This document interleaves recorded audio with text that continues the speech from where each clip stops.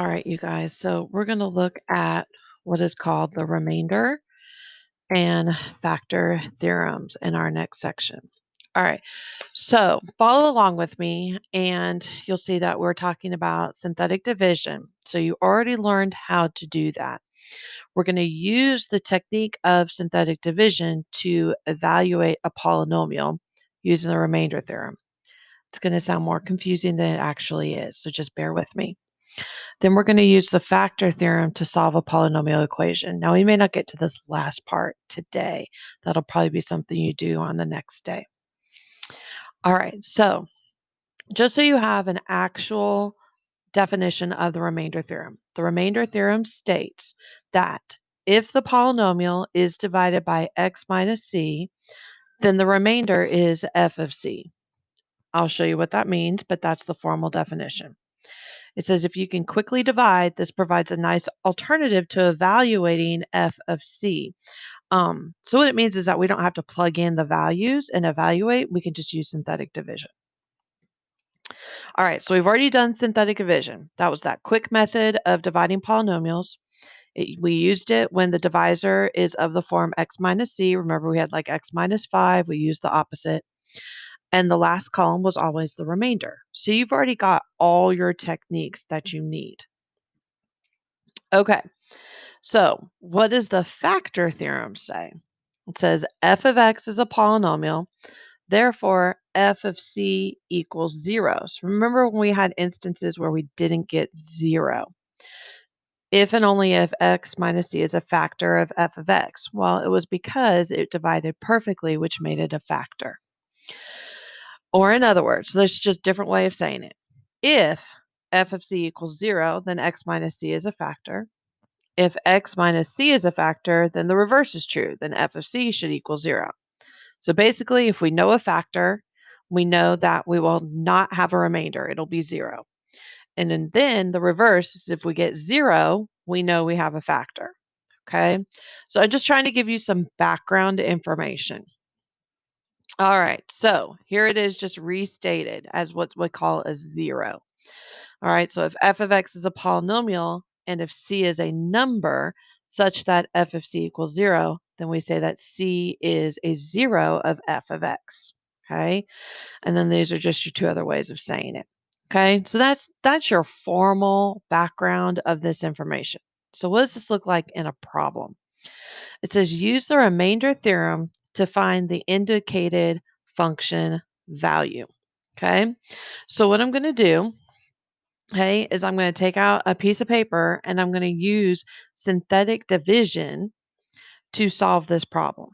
Okay, so let me open up my document camera. Okay, I should have done this before, but that's okay.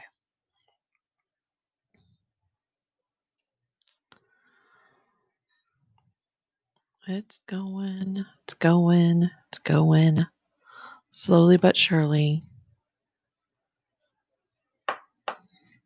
All right, here we go. So while that's loading up, I'm going to copy the example down. So the example is f of x equals x to the third minus 7x squared plus 5x minus 6. And what happens at f of 3? Okay, so there's my document camera. Okay, so there's the problem. Okay, so we want to know what happens at f of 3. So all we're going to do is we're going to take that technique of synthetic division. Okay, and I'm going to take the coefficients 1, -7, 5, -6. And then I'm just going to take 3. Okay, so I didn't have to take the opposite like I did in synthetic division when it's the remainder theorem and it's stated this way. We just jump right in. Okay, so I'm just going to bring down 1 like I did in synthetic division. 3 times 1 is 3. I'm going to add it. So I get -4. 3 times -4 is -12. I'm going to add it. So I get -7. Okay. And then 3 times negative 7 is negative 21. So I get negative 27. Okay? All right. So what I've done now is instead of plugging in 3 here and saying 3 cubed minus 7, 3 squared minus 5 or plus 5 times 3 minus 6, okay, and having to type that all into my calculator, this is my answer right here. So I know that f of 3 equals negative 27. And that's it. Okay. All right. So let's go back to my PowerPoint here. Okay. Let's try another one. Okay. So it says use the remainder theorem to find the indicated function value. All right. So let me copy this problem down and I'll switch over the document camera. So x to the fourth minus 5x to the third plus 5x squared plus 5x minus 6.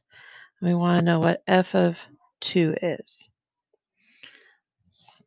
Okay, so here's the problem. All right, I'm just going to make sure I don't have any missing. I do not have any missing variables in terms of 4, 3, 2, 1, 0. All right, so I'm going to take 1, negative 5, 5, 5, negative 6, and I'm going to evaluate what happens at 2. So instead of plugging in 2, I'm now going to use synthetic division. So I bring down the 1. 2 times 1 is 2. Add it, I get negative 3. 2 times negative 3 is negative 6. I add, I get negative 1. 2 times negative 1 is negative 2. I add, and I get 3. 2 times 3 is 6, and I get 0. So that means f of 2 equals 0. What that also means is that x minus 2 is a factor. Okay, meaning if I wanted to take this problem and convert it into a multiplication problem, which we're going to do, okay, one of the parts would be x minus 2. Okay, all right, let me pull up Delta Math really quick so you can.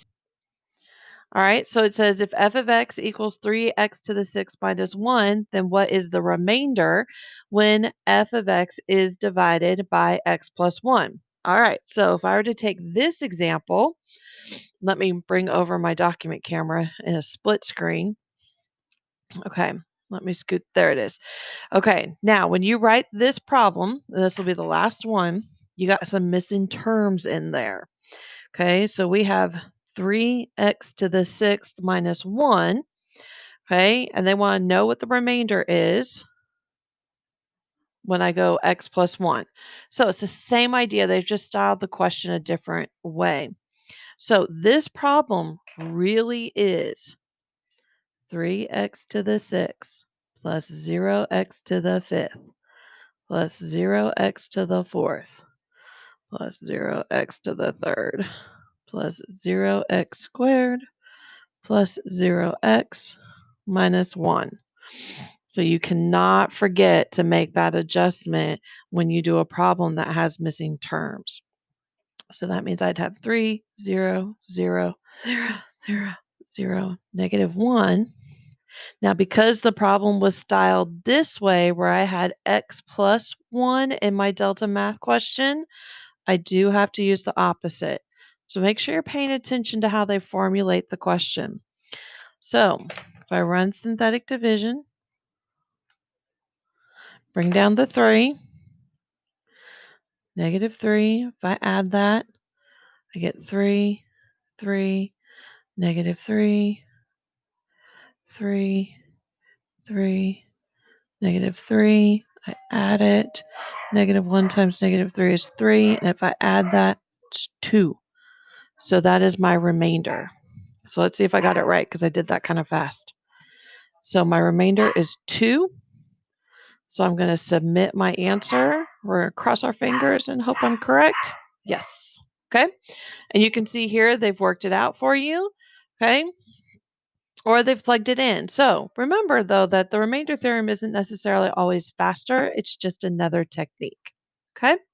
All right. If you've got any questions, let me know. And if not, good luck.